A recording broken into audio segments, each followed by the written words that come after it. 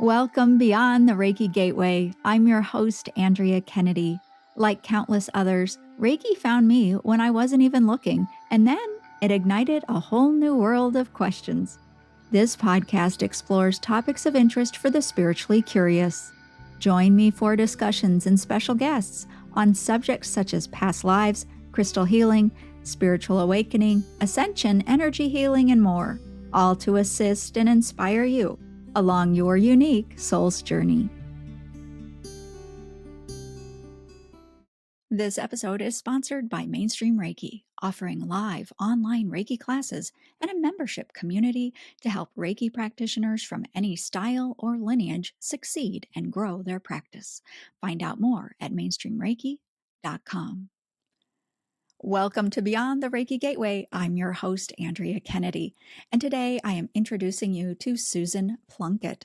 She is a psychologist and writer in New York City. Her first book, When Every Breath Becomes a Prayer, reflects her interest in dream analysis. She has written several books since then, and in her latest book, Paranormal Perspectives, a Jungian understanding of transcendent experiences, she shares her own paranormal experiences that guide readers to transform how they think about themselves and help them recognize their personal self-limiting beliefs about who they are and who they can be. Susan, first, I just want to say thanks so much for being here. I'm delighted to have you here in the studio. Oh, fantastic, fantastic. When I was putting your bio together, putting those words together, what really struck me is empowering. And it feels like your latest book, the one that I mentioned there, it feels like it's very empowering for readers. Would you say that that's true? I hope it is. I hope for them to understand how powerful they are, that our consciousness is exceedingly powerful, but we don't understand that. We think our body is us, but we are so much more than just our body. Our consciousness doesn't even need a body. We're conscious before we take a body, and we're conscious after we drop the body at the end of this life. So knowing that when you're alive on earth is very empowering. I so agree. And it's such a theme for me in my world, I must say, and things that I've been saying to people, and, it's weaving its way into my classes and everything. You know, that's one of the reasons that saw, I saw your book, I saw about you, and I thought, oh my goodness, I think we have this in common, this idea of empowering people. And I'm sure we'll get more into that as we go along. I wanted to ask you about the word paranormal in the title, because that threw me a little bit, because I think of paranormal and I think of like those shows on TV or whatever, or they're like ghost hunting or something like that.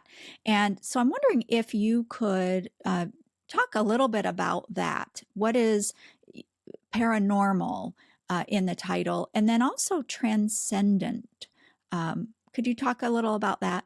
Of course, the reason the overarching title says Paranormal Perspectives is that this book is part of a series of books that the publisher has commissioned.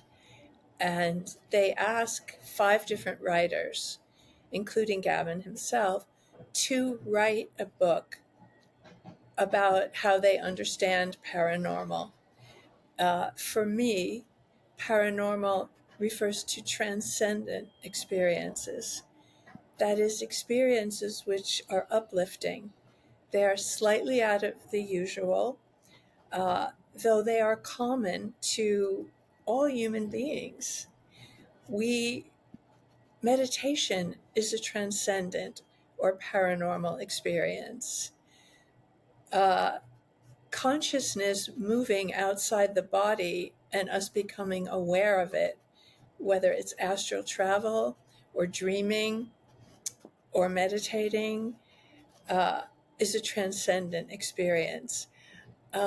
My title is a Jungian understanding of transcendent experiences because I'm a Jungian psychologist. I didn't have any say about the name of the series, Paranormal Perspectives. That isn't my title, that's the series title. Uh, and there are ghost hunters, I believe, in it, which, well, they refer to themselves as paranormal researchers, and that's what they are, actually.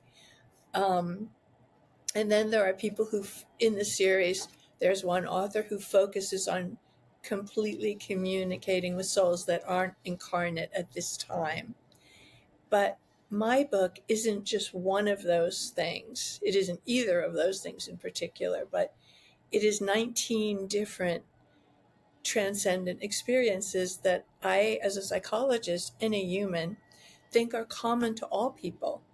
We all have transcendent experiences. Synchronicity, that is, when something happens that in the inner world, and then it's mirrored in the outer world for no apparent cause. It's acausal. It's an acausal connection. Carl Jung was the first person to write extensively about synchronicity and to speak of it as an acausal happening, and to go on and say that the greatest cause of all is acausal, that is, existence or creation. Divinity, our divinity, because I believe each of us is a divine being. Uh, I believe that there is one consciousness. We all share in it. We are all derivatives of one consciousness. I mean, I know that there are quantum physicists who share this perspective. Schrodinger, for example, who won the Nobel Prize, said, "The number of minds in the universe is one." We are all downloads from this one beautiful mind, and there is no cause that we know of for this. It is. And we are expressions of that one mind. Our ultimate reality is not the physical body. Our ultimate reality is pure consciousness. Some people call it energy. I call it consciousness. And as consciousness takes different forms or gives us different experiences, some of them are transcendent. Like Yes. dreams are a transcendent experience. Everybody dreams every night, probably 4 or 5 dreams over a 6 to 8 hour period. But most people don't remember all of their dreams, or some. I mean, you can learn, you can train yourself, but we forget them because they are closer to pure consciousness.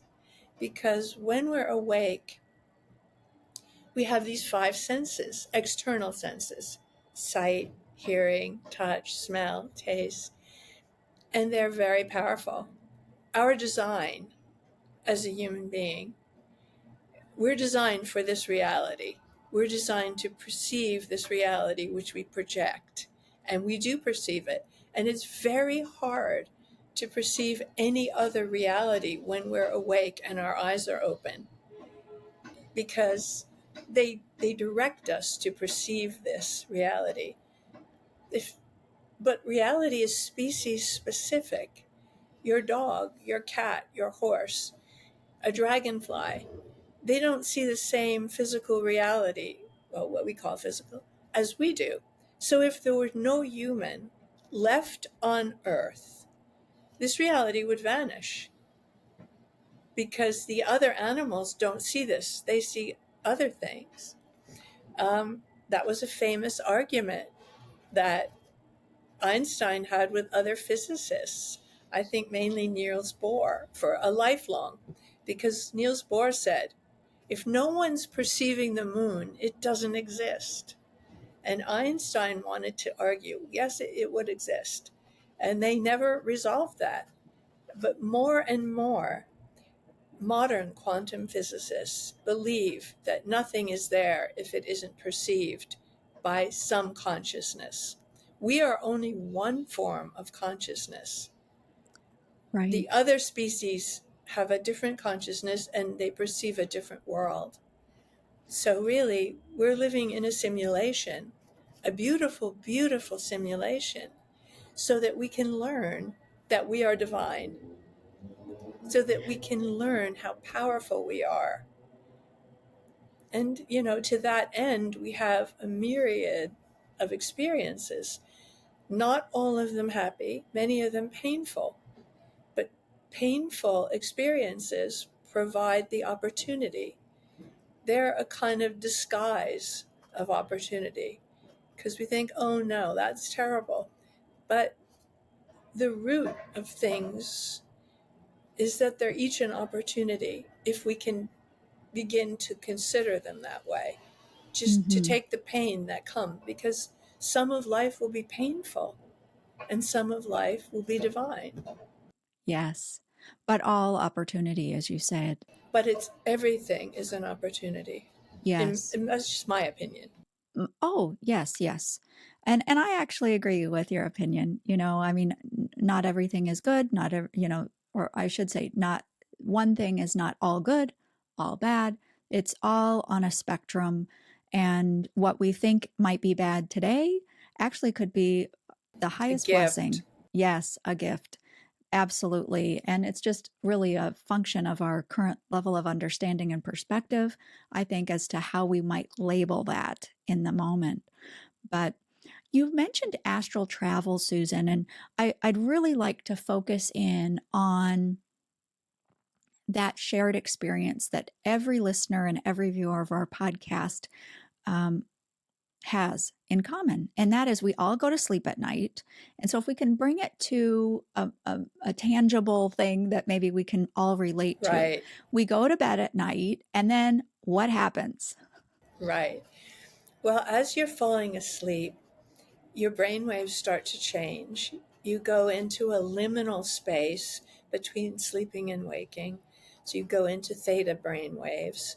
Theta is the state that healers use to heal. It's also the state that every human is in for the first 7 years of life, because your brain is like a sponge in the theta state, and you can learn a tremendous amount in the theta state. And a newborn, a baby, a toddler, they have to learn how to see. They aren't born knowing how to see. They have to learn how to see, how to use their senses, how to sit, crawl, walk, talk.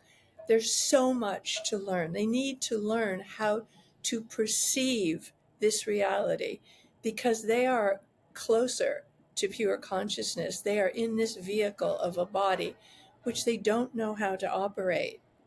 You see this in primitive, well, they're not primitive, but in indigenous people in the past, like when the conquistadors first came to the new world, to America, they could, the Mayans, the Aztecs, the groups that were here could not see the ships.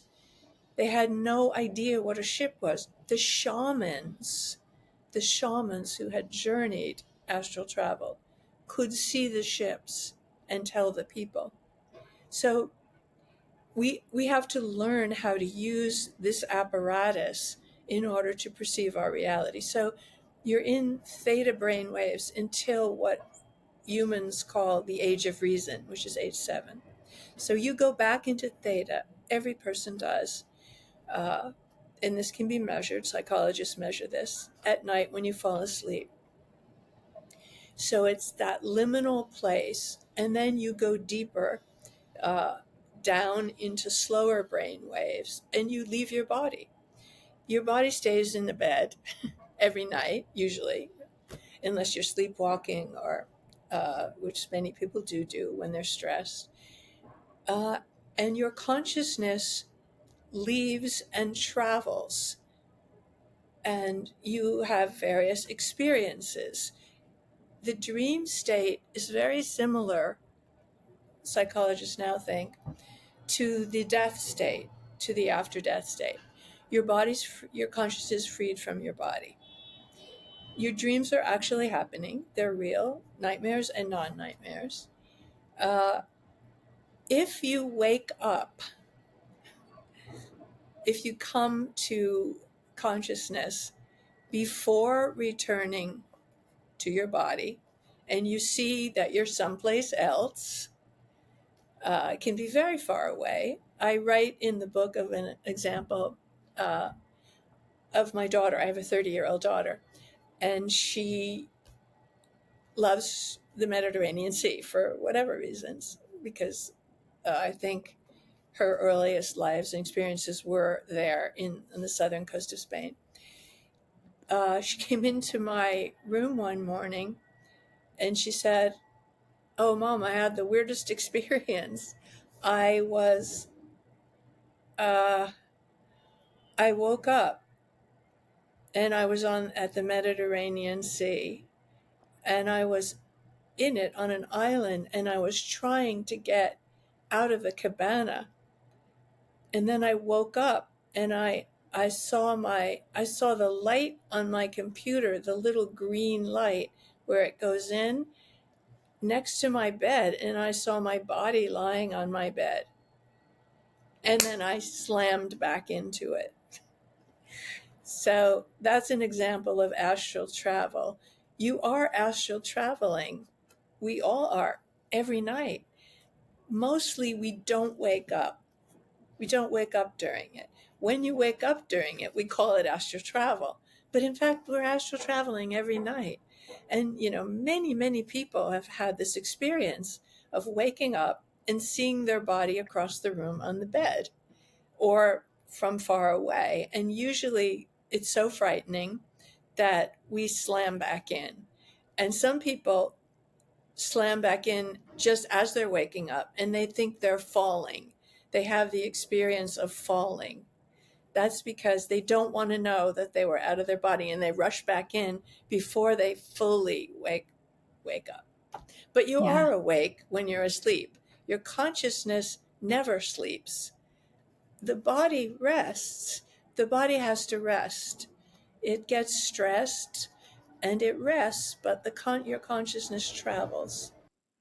Yeah, so would that be an out of body? Would we say that's an out of body experience? Yeah, that's Yes. an out of body experience or astral traveling. You can astral travel from an awake state, Yes. Is that and in daydreaming? that's definitely in daydreaming. I also write about that in this book.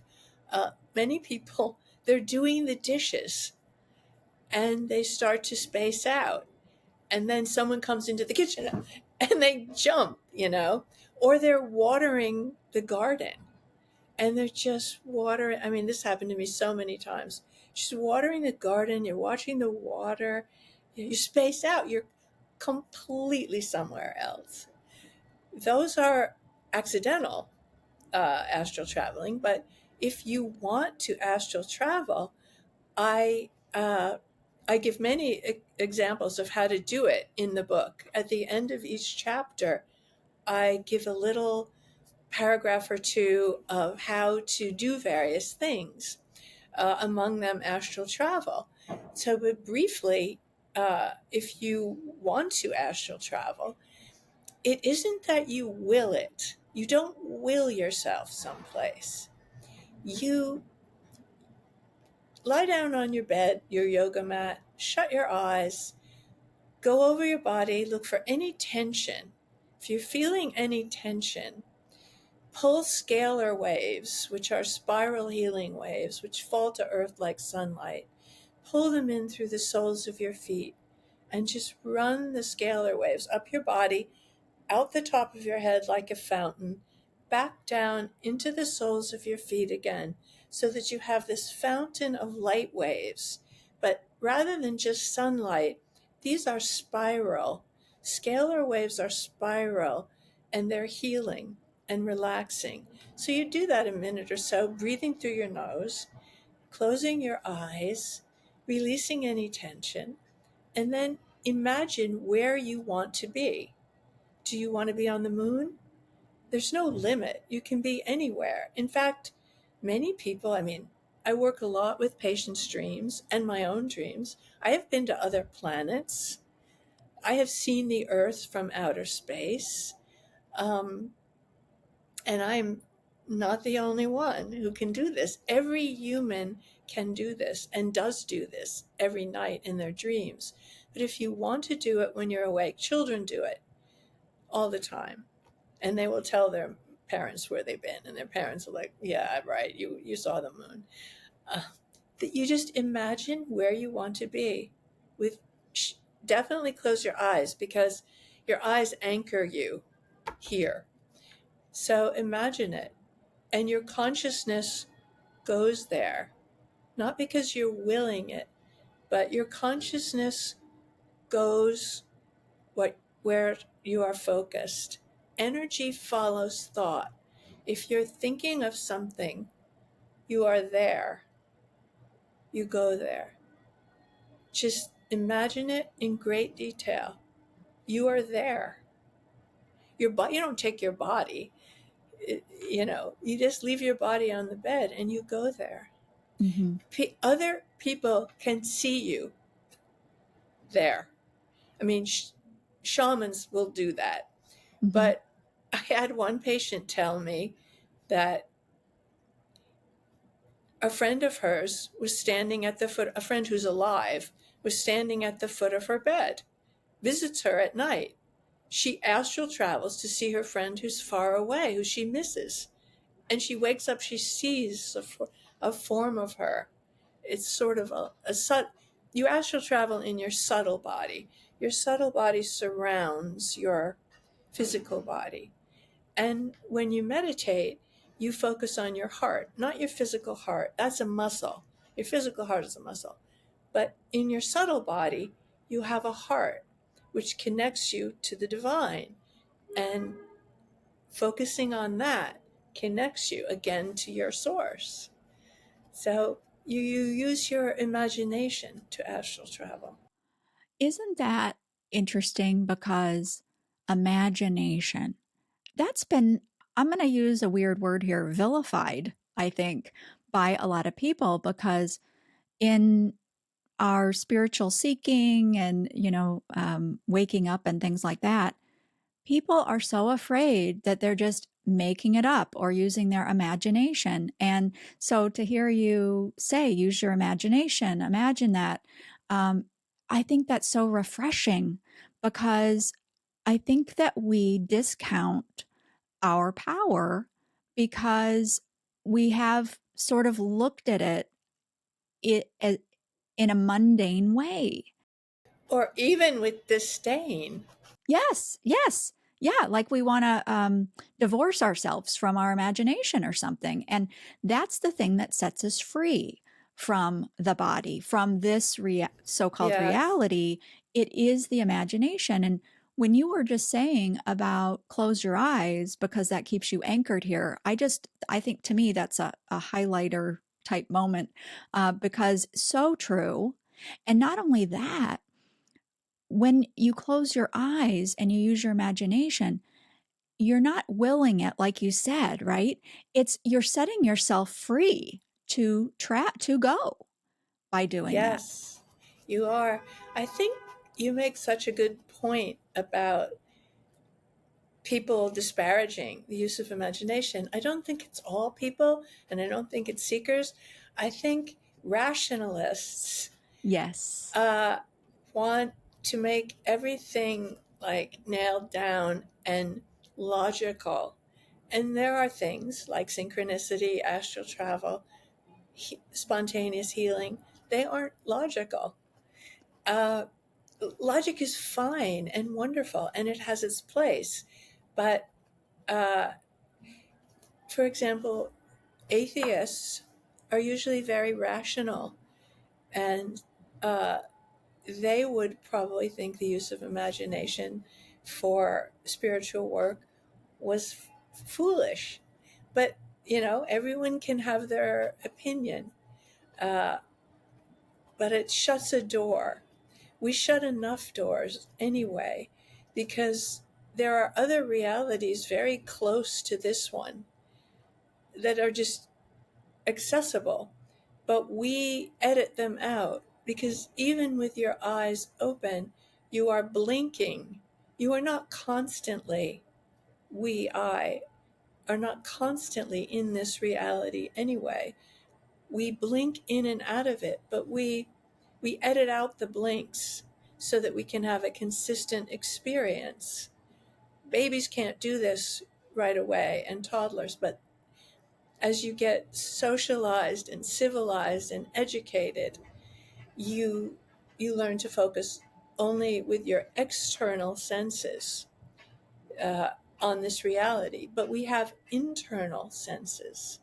We have knowingness. One of them is imagination. It's an internal sense. Intuition is an internal sense that we can learn to use and develop. So we have to develop our internal strengths if we want to be in touch with our greater self.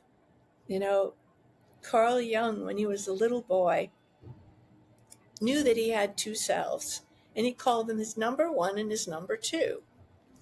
When he grew up and became a psychiatrist, uh, he renamed them. Ego is one, and self with a capital S, meaning your eternal aspect. You're a million year, billion year old, you're endless person who always was, always will be. That aspect of you that's in touch with the divine.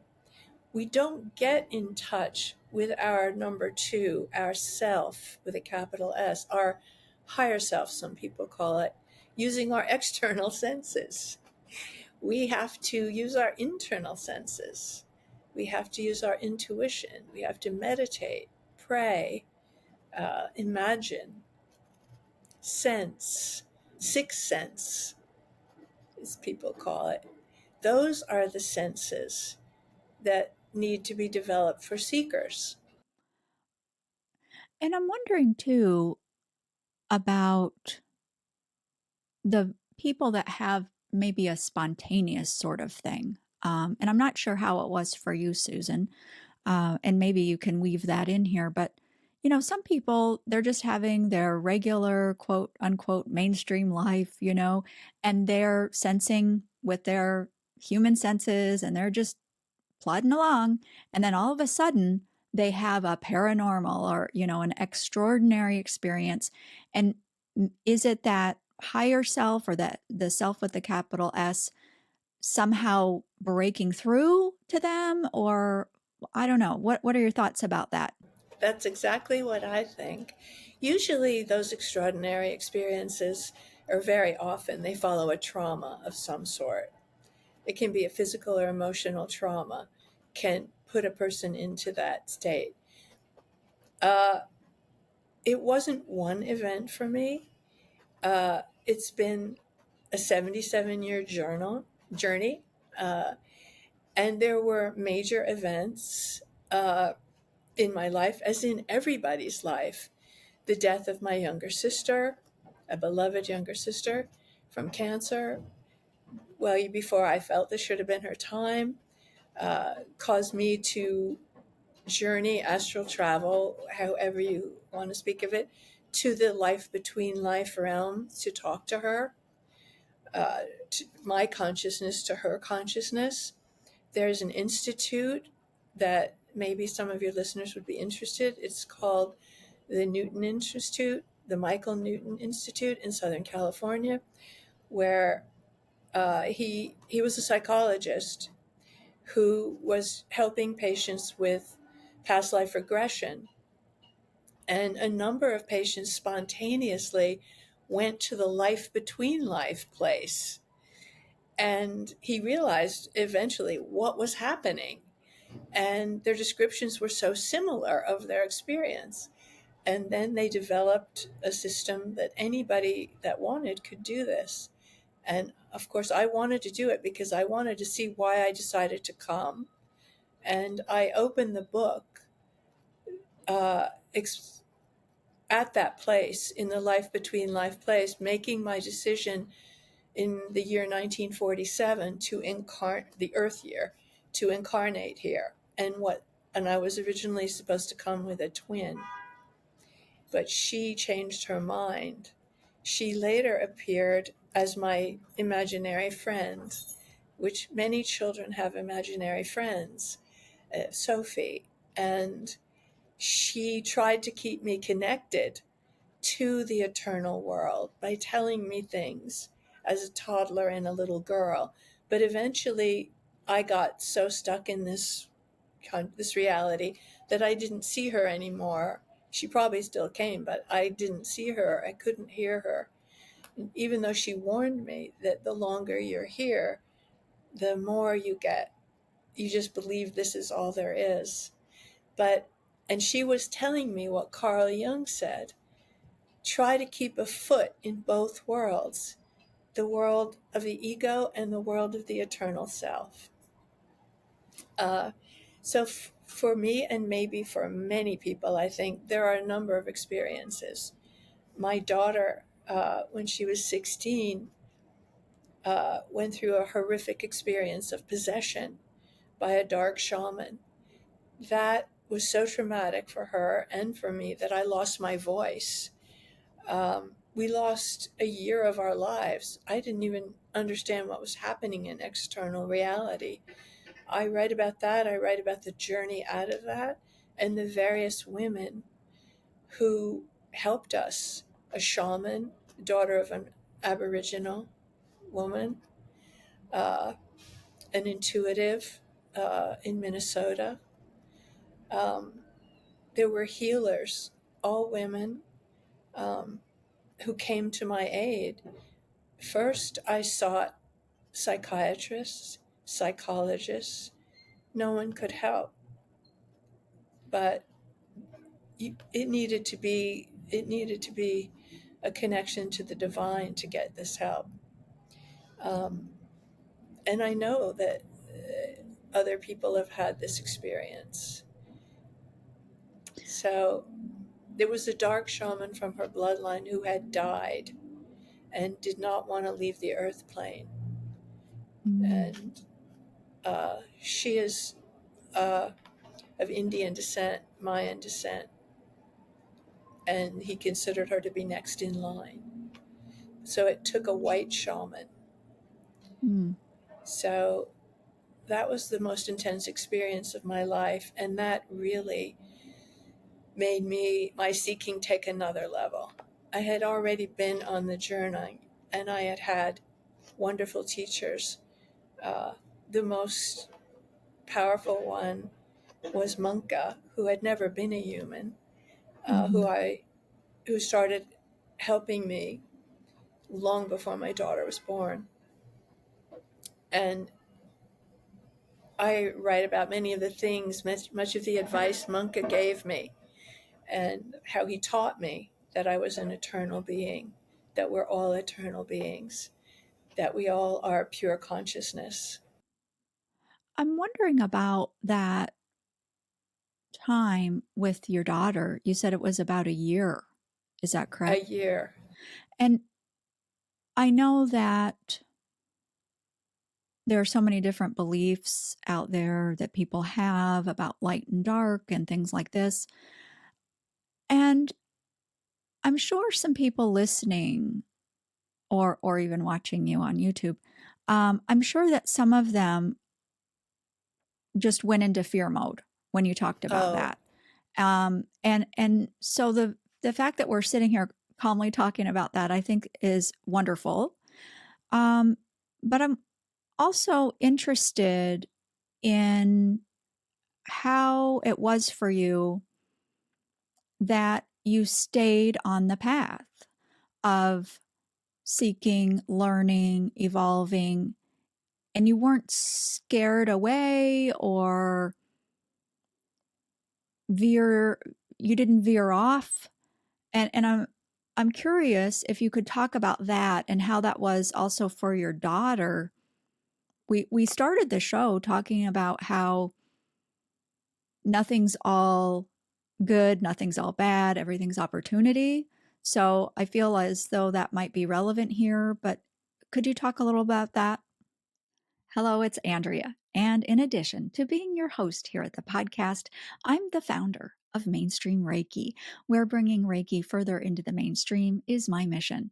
I offer quality Reiki classes of all levels to students attending live from around the world. And I've built a membership community as well to help Reiki people connect with each other through discussions, events, and Reiki practice. So if you're considering learning Reiki or you already have, I invite you to visit mainstreamreiki.com to discover resources and perhaps your next step along your Reiki journey. Thank you. And now back to the show. I absolutely believe that nothing is good and nothing is bad. Everything is part of the one mind. Everything is part of consciousness. The worst things you can think of, slavery, you know, taking power over another person. The ultimate power you can take over another person is to kill them. So that is also part of the divine. Munka told me that when I first voiced in my 30s my fear of the dark, or of what I thought of as evil, said, you don't defeat the dark, you find the light in it. You recognize that it is part of the divine, that is part of all that is. It is a different expression of the divine. And you have the belief that this is bad or this is evil, but it is all part of the oneness. That is not to say that I wasn't terrified, so terrified that I lost my voice, and that she wasn't terrified and suffering. I mean, I've worked on the Bellevue Adult Inpatient Psychiatric Union. I never saw suffering like I saw in this child. The shaman, the daughter of the Aborigine, told me had she been over 18, I wouldn't have been able to fight with her. I wouldn't have been able to, which was, I don't understand some of these shamanic laws, but she was only 16. So we got through it. She fought. She wanted her life. She wanted her life back. And I prayed. I mean, I prayed so much. There wasn't ever a moment that I wasn't whispering some prayer to any divinity that I could imagine. And somehow I thought that if I was in physical contact with her, held her hand or touched her, or that she would be safer, that she would be somehow be anchored to this reality. And later, Cindy Dale, a wonderful intuitive who has helped so many people, told me that because she thought because she was younger and still technically a child, I was allowed to tear my own tap root, that root which connects, some people call it a golden thread. It connects you to the earth while you have a physical body. Rip it in half and anchor her to the earth. I have no memory of doing that. Many things happen through the greater self that the physical ego doesn't know about. I believed her when she said that. And then the shaman said to me a similar thing. You have to strengthen your tap root because it's loose and your daughter has to. She's back in her body after what could have been considered a type of exorcism, a shamanic exorcism. I considered, and I did call a Catholic priest, and the priest said to me, every diocese to this day has an exorcist. So we could find you an exorcist. I preferred to use a shaman, and I'm glad that I did. Um, so, yeah, there are scary things. I mean, it's terrifying, the normal things that happen. Your partner has a heart attack. You're diagnosed with cancer. You know, these are terrifying and scary things. Yes. And the most help ever, I believe, is in meditation, prayer, finding ways to be self loving, and ultimately finding a way to see whatever happens as something that you planned before you took this life, and that it is, you think it's a terrible hardship, but hidden in it is an opportunity for awakening. You know, Monka told me a long time ago that everything that happens is a stimulus for awakening.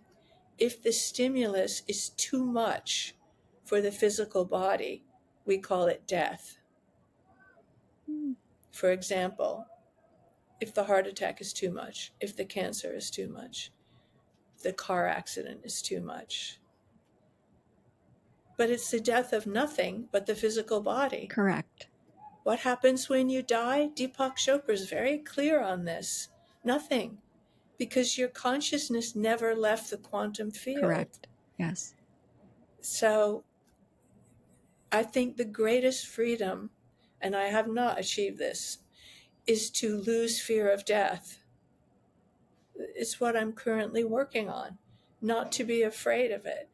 I think I could get to the point of not being afraid of my own death, but the death of a beloved child, a beloved partner, a beloved friend or parent, this is a harder thing to lose fear of, because the pain of that is so great for many of us, as was the pain of the death of my sister.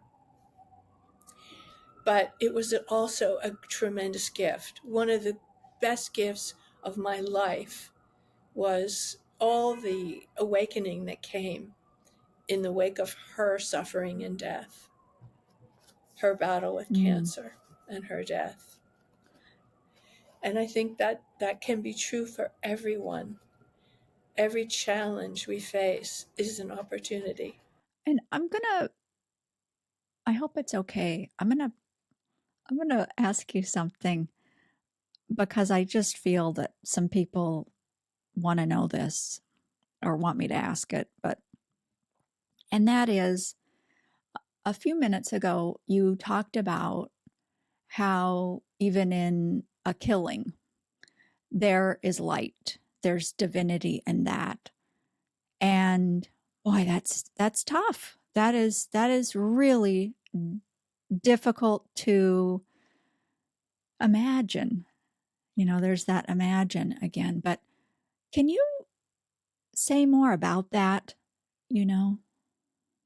I I do believe that, but I don't expect myself or anyone else not to have a reaction to these things. Hmm. But the reason I believe that is that if there is one mind, one consciousness, then it is, everything is a derivative of that one consciousness.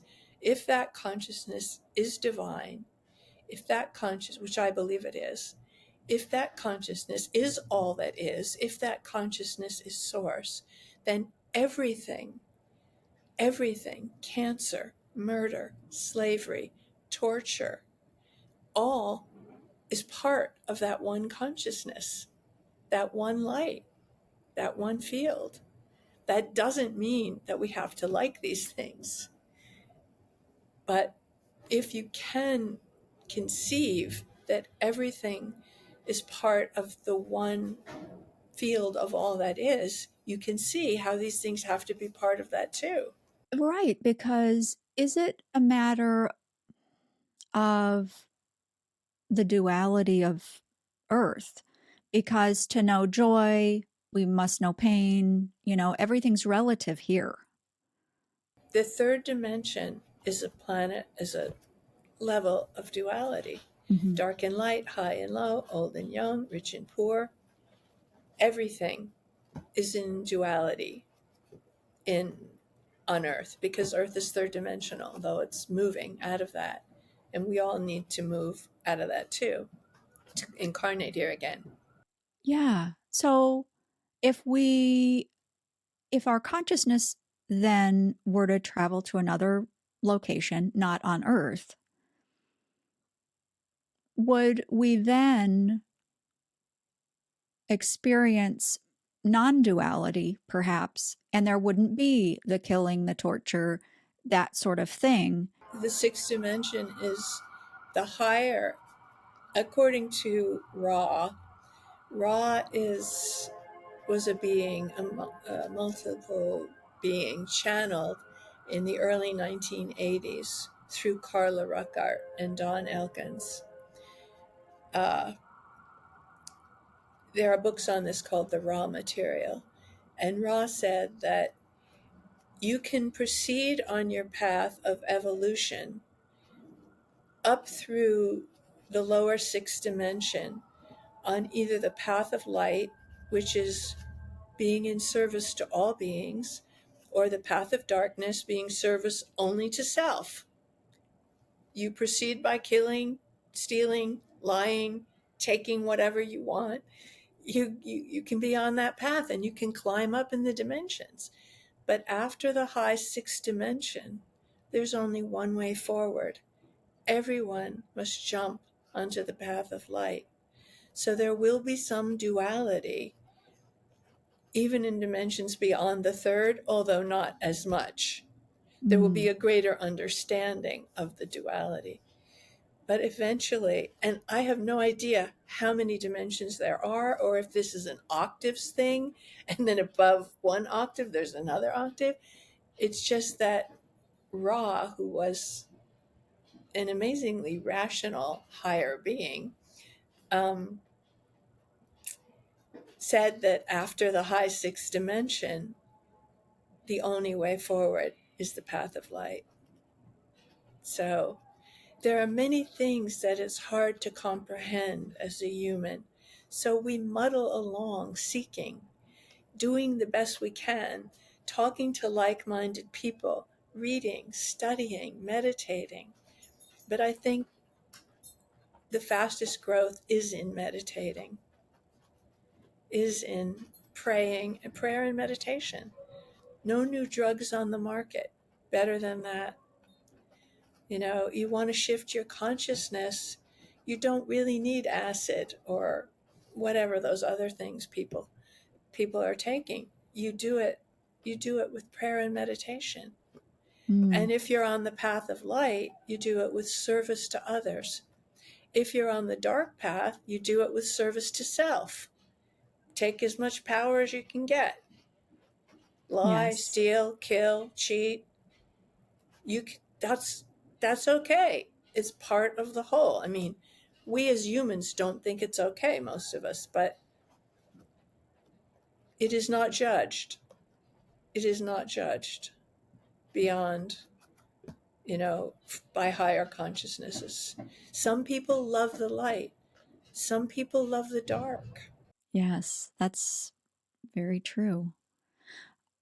Hmm. And so, if we are to meditate, if we want to do those sorts of practices, a moment ago, you talked about thought. We were talking about thought. And what I would say about that is, isn't that another one of our superpowers that we just think is so mundane? Yeah. that we discard, we set it aside, and it's like, oh, it's just a thought. But let's talk about that. Imagination, yes, our intention and where we focus our attention, but thought, we just do not, well, and I want to rephrase that. We have not come to a place yet where people embrace the power of their thought to create their reality. And this Yes. is what I am seeing as the next big thing. Because when people get that, everything changes. Can you talk about that? I totally agree. And there have been some popular books and popular healers. For example, a few years back, there was that book, The Secret, was talking just about what you're saying. Your thought is so powerful that it is creating reality. And there is Abraham, who is channeled by a woman, Esther Hicks, who's always saying that, and has a lot of people are getting really aware of that. And it's wonderful because it's true. Uh, what you think is shaping your reality. If you don't like the way your life is, look at your thoughts. Or if you're depressed today, what have you been thinking? What were you thinking yesterday? Because your thoughts control your mood. Your thought creates a vibration. The way it works is thought creates a vibration, and as I understand it, thought creates a vibration, and then the vibration goes out and interacts with all that is, with the universe, and you attract back the vibration you have put out. So if you're putting out joy, you're getting joy back, and your vibration is created by thought. Our whole body, what I understood by being in the life between life realm is that you first create your body, the idea of what you will be in the third dimension, with thought. And your thought uses photons, light. You are a light being, Andrea, and so are all your listeners. You have created a light being, which is your eternal. And you've enabled it to be in this dimension, to have this experience. Um, your very existence is created by thought. And all humans are working together under the level of consciousness to keep this whole thing going, to keep this whole reality going. So, yeah, every thought you think is creating your reality and reality for everyone else because we're all interacting. Yes, there's that whole collective element, isn't there? Yes, there's the collective unconscious, a term coined by Carl Jung. And all of our thoughts are creating that. All of our thoughts are creating vibrations. But specifically, if you're feeling bad, and I say this to everyone listening, and I say this to my patients all the time, if you're feeling bad, look at what you've been thinking. Look at your mind. And that's why meditation is so great, because mostly meditation is observing your thoughts until you get to the void. But you're just basically, you catch yourself thinking and you go back to the breath, you go back to the mantra. But, and then you see that people have 70 to 80,000 thoughts a day. Most of them are the same thoughts they had the day before. We keep thinking the same thoughts, and your life won't change if you keep thinking the same thoughts. You've got to watch those, you've got to know those thoughts. You've got to know what you believe about yourself. Many of us believe things about ourselves that aren't true. What are can you list like the top three limiting beliefs that people just don't have to believe anymore? Yeah, people, most people believe they are not good enough. That's a big self-limiting belief. Uh, they believe they're bad, they're not good enough. And it takes all form. They're not smart enough, they're not rich enough, they're not pretty enough, they're not likable enough, all that. I mean, that just dwarfs everything else. Mm-hmm. Yeah. But it's a very good practice for anybody to make a list, and I have done this multiple times. What do I believe about myself that isn't true? Mm. What do I believe about myself that isn't true?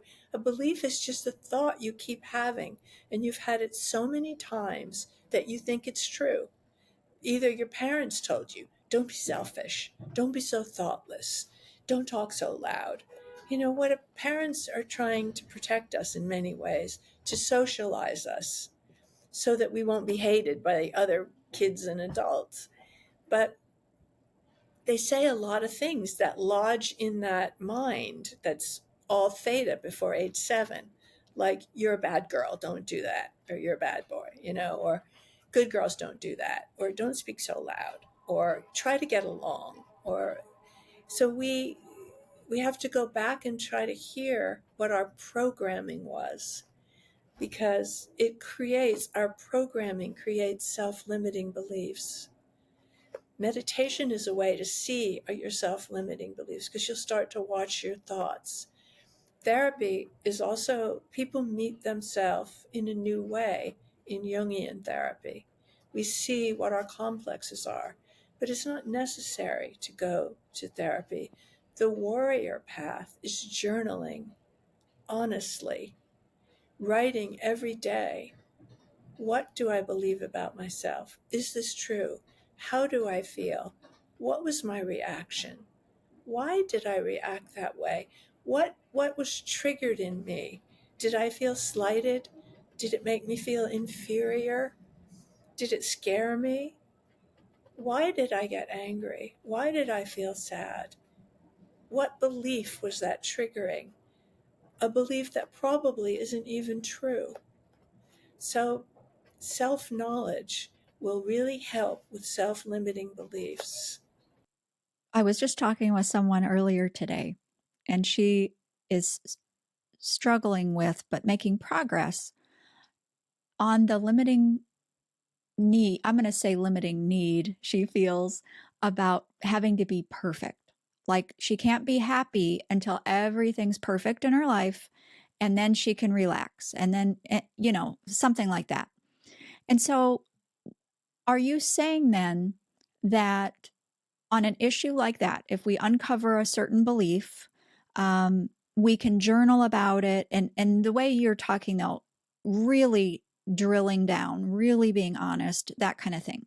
Um, so, in my example, if she were to do that and keep on that over time, that she could heal that.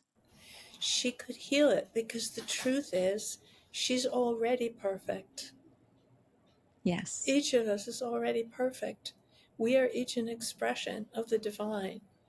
Even if we think we're evil or we did some terrible thing, we are still perfect. Yes, we could be more conscious. We could be more conscious of the fact that we are divine. But yeah, drill down and find out. I mean, probably it was part of her programming that she had to be perfect, but it is programming which she can change. It was Mm, put in there. yes. A lot of us have that thing. I have to be perfect. I have to be good. Mm-hmm. Yes. And then how do you, so if you uncover the programming then and journal and really get down in, then I feel like there's a space there. What do we fill the space with? Self love. Self-love. Yeah. Yeah. Yes. Self I love. I hear New York City through our Can you? interview. So, Yeah, of yes. Woo, course. there's a lot going on there. A lot going A on. lot going on. Um, all of life. This is from a disincarnate teacher who was never a human, Monka, um, told me. All of life is based on one relationship, and that relationship is the one with yourself, your eternal self, your greater self. How deeply do you connect to the aspect of your eternal being? How deeply do you love yourself as divine and know yourself to be already perfect, no matter what you've done, what you've said, who you've hurt, how you messed up? You are perfect. You don't need to be more perfect. You can be more conscious. That's different than being perfect. Yeah, I like that, what you just said there. I think that's pretty powerful. Because self hatred is the major self limiting belief, that I'm not good enough. And that brings us to self hatred.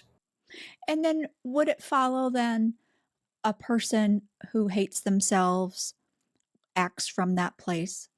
and hurts themselves, hurts others, and has little regard, perhaps, for other people, not because maybe they're evil, it's just it goes They're back in to the pain. relationship with themselves. Yeah, Yeah. they're in pain. So Mm, the cure for probably everything that we and our dualistic reality in this world of polarities think of as evil, the the help for that would be self-love. mm. Self-love. And it's hard. I mean, I don't love myself all the time. Nobody, I don't know if anybody loves himself all the time. Buddha, maybe finally, or Jesus, certain people who incarnated and were really, really conscious. But most of us struggle to be self loving, but it is a Yes. struggle worth having. It is a struggle worth having. I mean, I try to tell myself that every day. You are worthy of love, no matter what you think you've done or how Hmm. imperfect you think you are.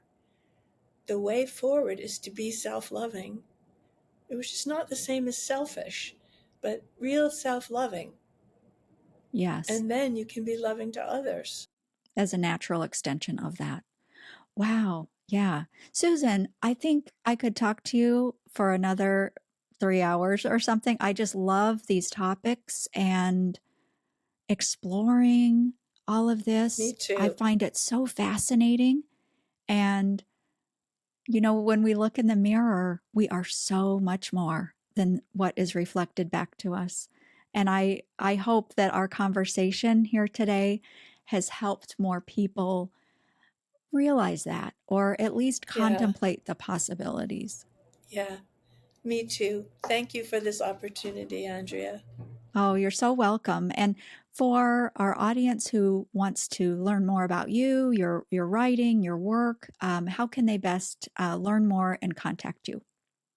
I have a website, which is Susan, Susan, Plunket, Plunket, one T, SusanPlunket.com. Oh, fantastic. It's so easy. So easy. Yes. And we'll put links too in the show notes and the video description on YouTube. But wow, thank you again so, so much. I'm going to go sit and ponder after talking to you.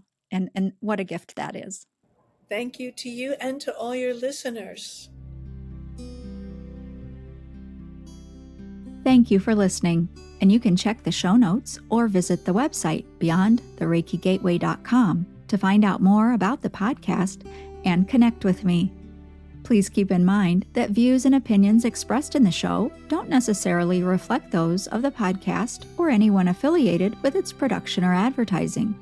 This program is presented for your entertainment only, and all information provided is to be utilized at the listener's own discretion. I, along with the BTRG team, hope you enjoy the show as much as we enjoy making it for you. Wishing you highest blessings until we meet again beyond the Reiki Gateway.